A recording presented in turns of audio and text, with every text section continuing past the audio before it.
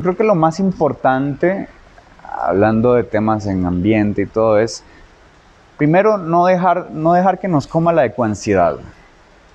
No dejar que las malas noticias y que nos infoxiquemos con malas noticias ni creamos que somos una plaga los seres humanos, porque no es así. No es así. Es muy importante no dejarnos llevar por, por, por el estado actual de las cosas sin hacer y, y sin paralizarnos. No nos paralicemos ante el miedo de lo que podría ocurrir, sino actuemos por lo que se puede hacer ya, hoy. Empecé a trabajar en sostenibilidad desde que tenía, en realidad desde que estaba en el gobierno estudiantil del colegio. Y ahí empezó a interesarme mucho el tema del reciclaje, de las campañas. Luego me fui a una ONG en donde estuve trabajando en el tema de agua potable y saneamiento. Y al terminar el trabajo en esa ONG, hice un proyecto con agua potable y educación para las mujeres. Ese proyecto hizo que yo me fuera a París y con 90 jóvenes de todo el mundo que también estaban trabajando en temas de sostenibilidad. Ahí fue donde empezó como una cosa muy fuerte y ya mucho más integral en cuanto a la sostenibilidad. Y fue hasta recientemente, durante los últimos 6 años o 4 por ahí, que ya tengo como mucho más identificado que mi pasión es la economía circular, el suprarreciclaje y también el pensar en las soluciones, ¿verdad? O sea, más de todos los problemas de la contaminación, ¿qué podemos hacer? El suprarreciclaje está dentro, es una de las herramientas de la economía circular. Y la gran diferencia entre el suprarreciclaje y el reciclaje es que cuando uno recicla algo, que de hecho muy pocas veces uno recicla, la mayoría de las veces uno infrarrecicla, o bueno, uno no, las industrias y todo, o se infrarrecicla o se suprarrecicla. Muy pocas veces se recicla nada más. La diferencia está en la calidad molecular, en el valor agregado que tienen los productos finales, ¿verdad? Por ejemplo, si se transforma una botella PET en otra botella PET, lo más probable es que haya infrarreciclaje porque la calidad molecular no va a ser la misma. Pero si transformamos una botella PET en un bolso, en una silla o en esto, el valor ecológico, económico y ambiental y la calidad también aumentan mucho, ¿verdad? Y estamos transmitiendo un mensaje. A veces ese mensaje del suprarreciclaje o del upcycling es que tenemos que parar de producir como lo venimos haciendo. Tenemos que empezar a ir más hacia una economía circular. Entonces, al ser el reciclaje se quedó ya hace un tiempo bastante deficiente porque nunca imaginó que íbamos a terminar en una cuestión tan problemática como lo es hoy, con toneladas inmanejables. Pero justamente el superreciclaje viene y otras herramientas también, no solamente eso, a cambiar la mentalidad. Y la economía circular es lo que engloban esta herramienta y muchas otras. Y lo que la economía circular hace es, partiendo de la base, ¿qué es economía? La economía es la regla las reglas de la casa. Esa es la economía. Venimos con unas reglas de la casa bastante desactualizadas, porque todo lo botamos a la basura existe y es insostenible. Con 8.000 millones de habitantes es insostenible. La economía circular propone cerrar bucles. Los bucles son los bucles de producción, son cadenas, todos los sistemas. Y cuando cerramos algo significa que los residuos y cualquier otra consecuencia negativa la guardamos en un mismo, ¿verdad? Bucle. Y ahí vamos haciéndolo circular, justamente los materiales y las emisiones, todo eso.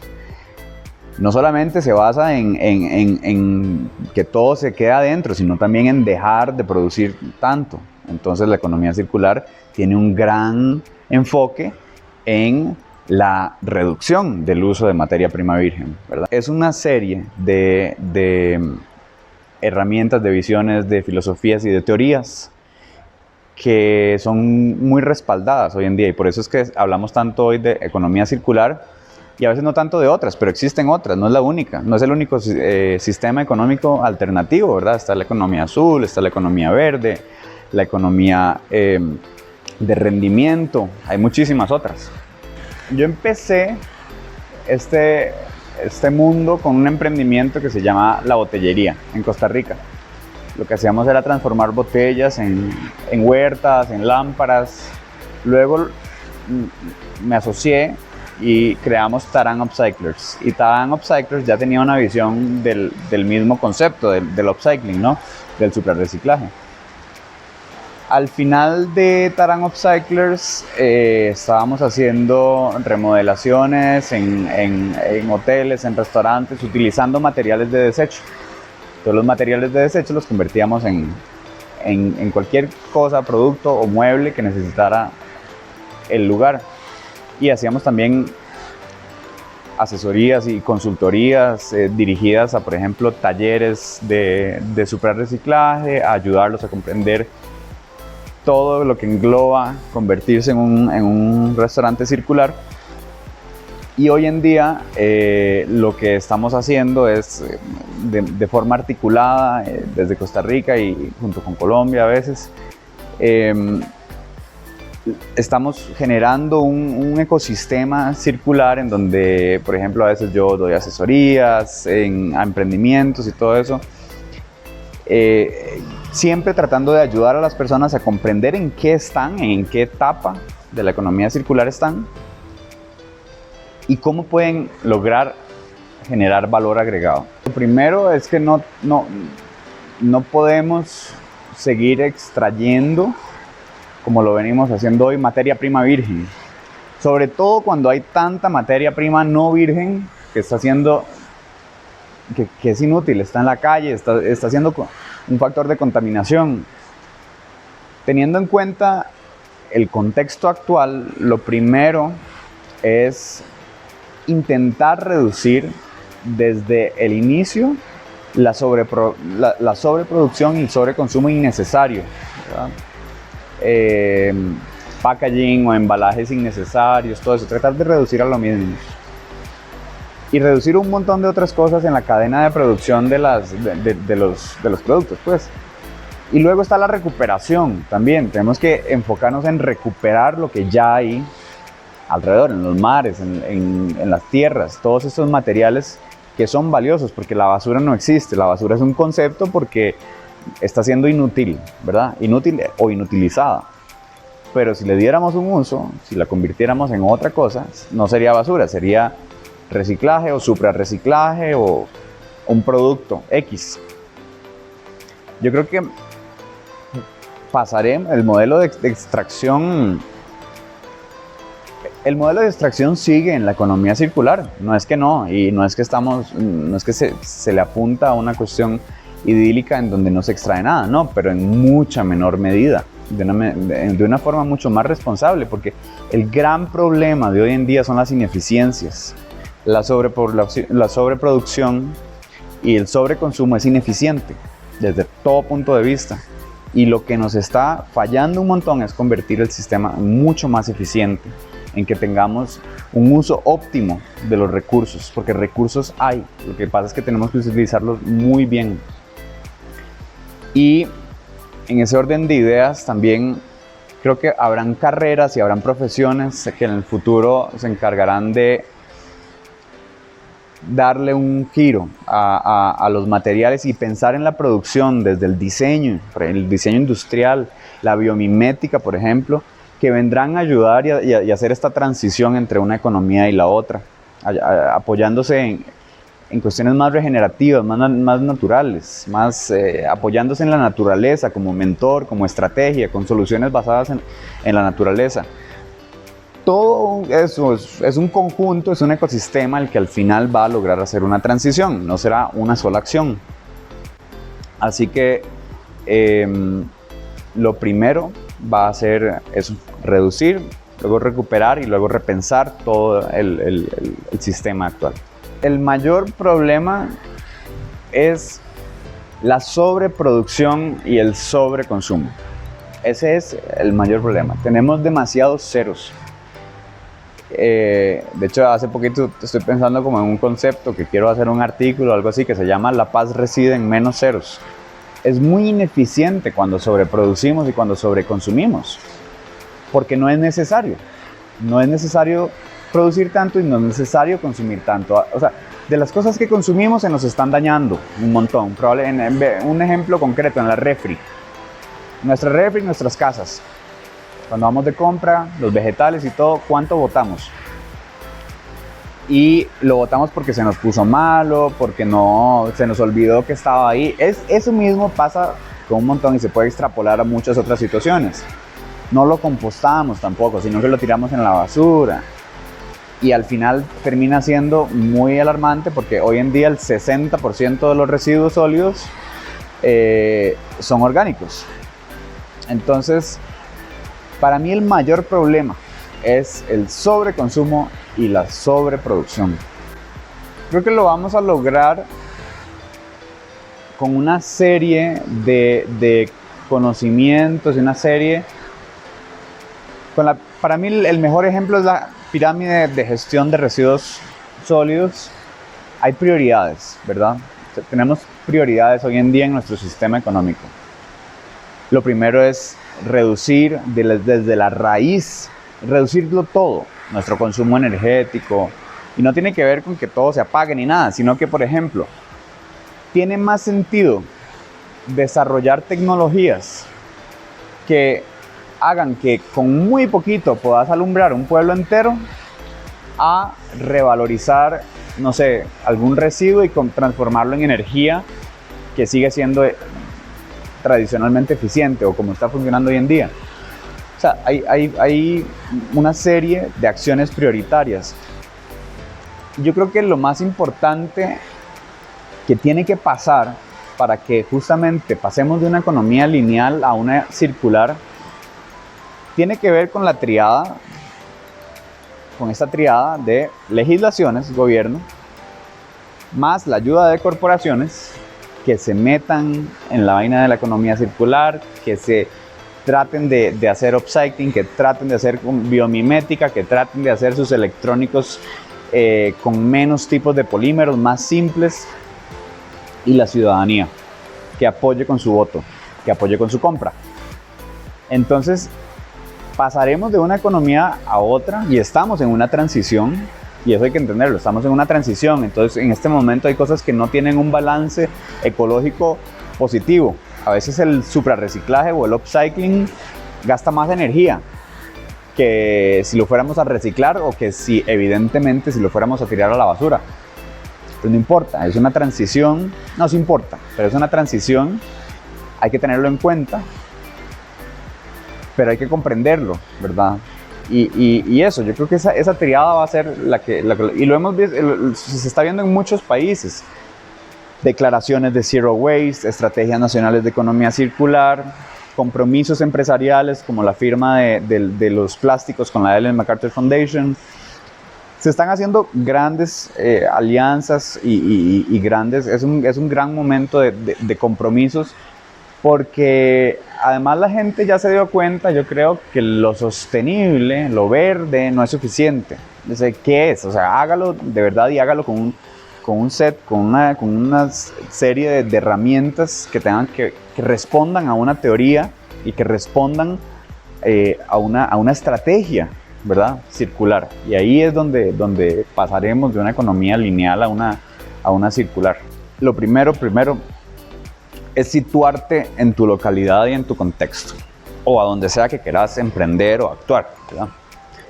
Ir a caminar, ver qué es lo que te rodea, y hacer yo siempre hablo de soluciones, pero en este caso, en la ideación, en este momento preciso, cuando la gente quiere hacer algo, hay que pensar en el problema. ¿Cuál es el problema? ¿Qué quiere solucionar? Y hay muchas cosas, hay muchos tipos de contaminaciones, hay muchos tipos de problemas. Pero céntrese en su pasión, ¿verdad? ¿Qué es lo que usted más sabe? ¿Qué es lo que usted más maneja? ¿Qué es lo que usted más le gusta? Y vaya, dése unas vueltas, conozca bien el lugar. La investigación es sumamente importante en esa etapa.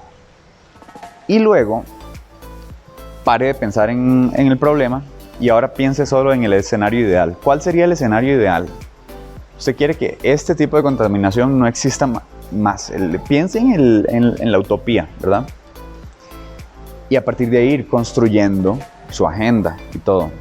Pero es fundamental que se conozca la localidad. Porque hay una cosa que pasa hoy en día, que es que tratamos de traernos soluciones que a veces son de otros lugares, del norte, de Estados Unidos, y que a veces no aplican a contextos latinoamericanos, donde quizás tenemos otro tipo de problemática socioambiental, donde la solución o la implementación había que pensarla de otra forma, o a veces donde el balance ecológico no es positivo. Pero sí es sumamente importante investigar tu localidad, tu contexto y pensar en el escenario ideal de ese contexto. Es que el medio ambiente, el ambiente, o como la verdad me gusta decirlo últimamente, que mi querido amigo Iván Sánchez dice, el entorno vital, nuestro entorno vital, es todo, es absolutamente todo lo que nos rodea. Entonces, ciertamente, y la preocupación, digamos, o la pregunta es ¿por qué la gente no hace nada? ¿Por qué la gente, o por qué pareciera que la gente no hace nada? ¿Por qué seguimos teniendo problemas ambientales y desafíos tan grandes? ¿Por qué seguimos contaminando? ¿Por qué? ¿Verdad? Etcétera, etcétera, etcétera. Todo lo que anda mal. Y tiene que ver con una serie de cosas enormes. Empieza, por ejemplo, la ética. Bueno, la ética es el deber ser de las cosas. Entonces sí, ciertamente hay algo que está mal en la ética, porque lo que debería ser de una forma no lo está haciendo. Naturalmente hablando, digamos, biológicamente hablando, estamos coexistiendo con la naturaleza de una forma no saludable. Pero también es un problema político, los desafíos del ambiente, o los desafíos de nuestro entorno vital y el uso de recursos. Es un problema de la infraestructura, es un problema de políticas públicas, es un problema de sociedad, es un problema de cultura y de hábitos, de falta de conocimiento, por supuesto, de malas prácticas de empresas, de crecimiento descontrolado, de psicología. Es un problema psicológico muy importante, porque, o sea, ¿por qué si sabemos que nos estamos yendo para el carajo porque nadie hace nada? Hay tres barreras o más. Hay barreras psicológicas, porque la crisis climática tiene, y la psicología de la crisis climática se puede aplicar a muchas otras desafíos actuales, porque los voy a mencionar y ya ustedes pueden extrapolar a otros casos. Pero, por ejemplo, hay un desafío temporal. ¿Cuándo? ¿Cuándo es la crisis? O sea, yo sé que ya estamos viviendo y todo, pero ¿cuándo? ¿Cuándo es que todo ya se fue al carajo? Luego está el espacio, que también el espacio es que los problemas más grandes, el deshielo y todos, pasan en zonas remotas, en donde no hay gente y en donde nadie lo ve. Y las ciudades, aquí estamos viviendo ahí tranquilos, por más lluvia y todo. Bueno, a veces tenemos mucha lluvia, a veces poca, pero el impacto no es tan grande como sí lo está haciendo en las zonas remotas. Y entonces, este montón de cosas que son barreras psicológicas, porque bueno, yo no puedo, ¿cómo hago yo para tomar una acción con algo que no sé ni qué exactamente va a pasar, ni cuándo va a pasar? Al cerebro le cuesta mucho. Al cerebro le cuesta muchísimo tomar decisiones con datos que no son concretos. Si yo te digo, gira a la izquierda porque no te vas a estrellar, vas a girar a la izquierda. Pero si yo te digo, es mejor que gires a la izquierda porque probablemente dentro de 20 años no te estrelles, es extraño la configuración de esa pregunta. Entonces, eso es una cosa. Y por otro lado, la misma psicología tiene respuestas que se pueden aplicar en el diseño de las soluciones. Y por ejemplo, un caso muy interesante es el de Sudáfrica. Sudáfrica hace unos años iba a tener no iba a tener agua, agua para sus habitantes, una crisis de agua terrible. e hicieron una cosa que se llamaba Día Cero. El Día Cero era el día que ya no iba a haber agua. Pero diseñaron esa campaña, el Día Cero fue una campaña que se ideó justamente para poner en concreto un problema. Como este día, el Día Cero, no va a haber más agua para la población. La cosa es que fue una campaña tan bien diseñada que Sudáfrica logró atrasar el Día Cero 3 años, y ahí va, porque todo el mundo se puso a ahorrar agua, todo el mundo empezó a hacer un uso mucho más óptimo del agua, y no creían que iba a ser posible. Entonces también tiene que ver desde el diseño de cómo solucionamos nosotros, cómo las pensamos, las soluciones, ¿verdad? Y hay que entender el cerebro humano, y hay que entender por qué a veces no hacemos nada, y justamente para ya lograr que hayan cambios que impacten y remoldeen los problemas y los desafíos más grandes que tenemos hoy. El libro se llama Suprarreciclaje hacia una economía circular, y trata acerca de la historia del concepto del suprarreciclaje, pero también todos los casos aplicados, o sea, casos de estudio, casos de todo el mundo, en Latinoamérica y el mundo entero, en donde el suprarreciclaje o el upcycling ha cobrado valor y ha hecho el nacimiento de emprendimientos muy, muy interesantes. Es un libro dirigido en realidad es un libro muy abierto, porque tiene también una introducción a la economía circular. Al final del libro, primero se empieza con el suprarreciclaje muy puntual, luego se desengrana, ¿verdad? Y se desmenuza por todos los tipos de suprarreciclaje que hay. Llevo como 4 años estudiándolo con los expertos y las expertas del upcycling a nivel mundial. Y ya al final da una pincelada por cómo será el futuro, tanto del suprarreciclaje como de la economía circular, y cuál es la hoja que estamos viendo, cuál es la hoja de ruta que estamos viendo hoy en día.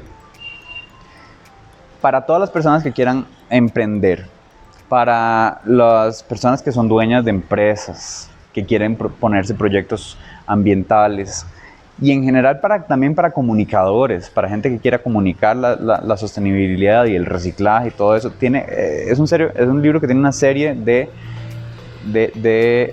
conceptos y de preguntas para ir aclarando el panorama de la contaminación por residuos sólidos en el momento, en el estado actual de las cosas, ¿verdad? Y a mí me gusta pensar que yo espero que la gente leyéndolo tenga una visión, porque está escrito con un enfoque bastante optimista, no ilusoriamente optimista, sino realmente optimista por todos los ejemplos que hay y que pongo en el libro, y por todo lo que se está viendo alrededor del mundo. Y eso, espero que la gente salga con muchas más ideas para emprender, y con la cosa muy clara, porque el reciclaje ya está pasando un poco de moda. O sea, tenemos que empezar a hablar de otros conceptos.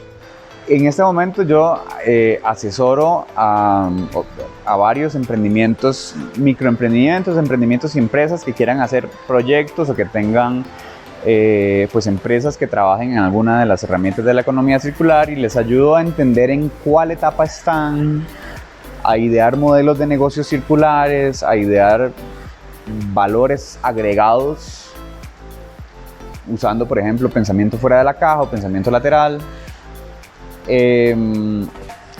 Interesante también el desarrollo mismo de los productos, qué están haciendo, cómo lo van a hacer, y cómo comunicar bien el valor que hay detrás de esos productos. Y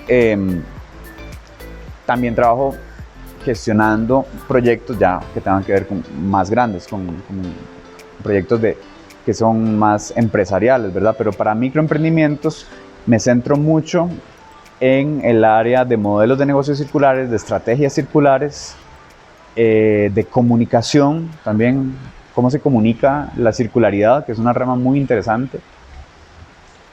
Y pues sí, o sea, ahí yo, y obviamente que soy un apasionado por el suprarreciclaje, entonces el 80% de mis asesorías son con emprendimientos que tienen que ver con upcycling, que transforman un residuo en algo de mayor valor. y pues me encanta asesorarlos en cómo pueden crecer más y comunicarlo mejor. En christopherbros.com, que es mi página web, ahí pueden ver las redes sociales. Igual siempre estoy como Christopher Bros en todas las redes sociales. En Instagram, en Facebook, en TikTok, en Twitter, es como Christopher Bros. Y ahí en la página web pueden saber muchísimo más de qué hago y cómo lo hago. Y pronto además voy a hacer un diccionario de sostenibilidad, que lo estamos empezando. Es un proyecto en conjunto en Instagram con una gente y ahorita se va a traspasar ya a la web y el diccionario va a estar muy chévere. Gracias. Yo creo que lo más importante, hablando de temas en ambiente y todo, es primero no dejar que nos coma la ecoansiedad. No dejar que las malas noticias y que nos infoxiquemos con malas noticias, ni creamos que somos una plaga los seres humanos, porque no es así. No es así. Hay que entender que esto es un periodo de tiempo muy grande, ¿no? O sea, el universo y el planeta Tierra tiene mucho tiempo. Entonces nosotros estamos aquí, en este periodo pequeñito, en un momento en donde justamente estamos en una transición. Y creo que hay que ser optimista, porque nunca antes en tan poco tiempo había habido la tecnología ni los cambios que estamos logrando hoy en día. Entonces siento que hay que pensar en positivo. Ya los problemas están muy investigados. Si usted se quiere ir a un repertorio universitario y académico, hay problemas hasta para rifar para arriba. Concentrémonos en las soluciones, trabajemos por las soluciones. Eso es lo más difícil de todo y ahí es donde hay que realmente concentrar el trabajo y el 80% del tiempo. Entonces, creo que es muy importante no dejarnos llevar por el estado actual de las cosas sin hacer y sin paralizarnos. No nos paralicemos ante el miedo de lo que podría ocurrir, sino actuemos por lo que se puede hacer ya, hoy.